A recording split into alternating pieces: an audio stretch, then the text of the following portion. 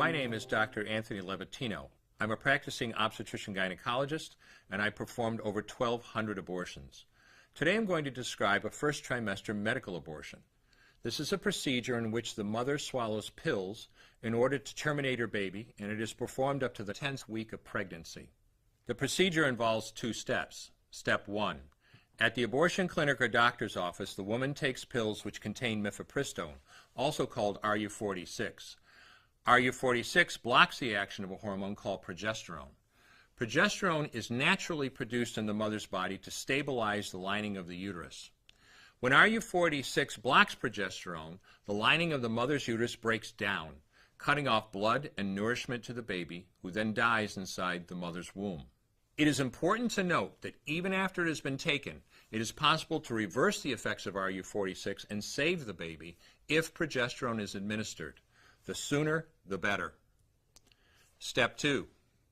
24 to 48 hours after taking RU46, the woman takes misoprostol, also called Cytotec, that is administered either orally or vaginally.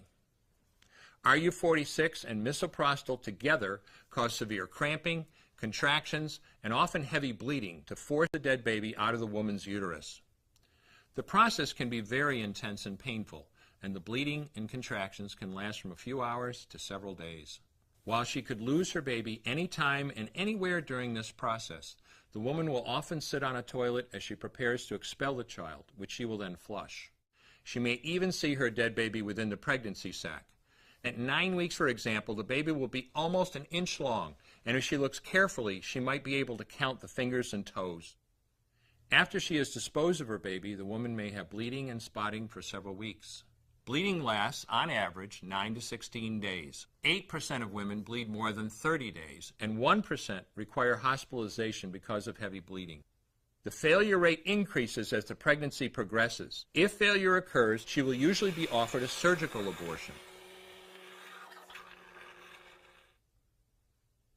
For the mother, medical abortion often causes abdominal pain, nausea, vomiting, diarrhea, headache, and heavy bleeding. Maternal deaths have occurred, most frequently due to infection and undiagnosed ectopic pregnancy.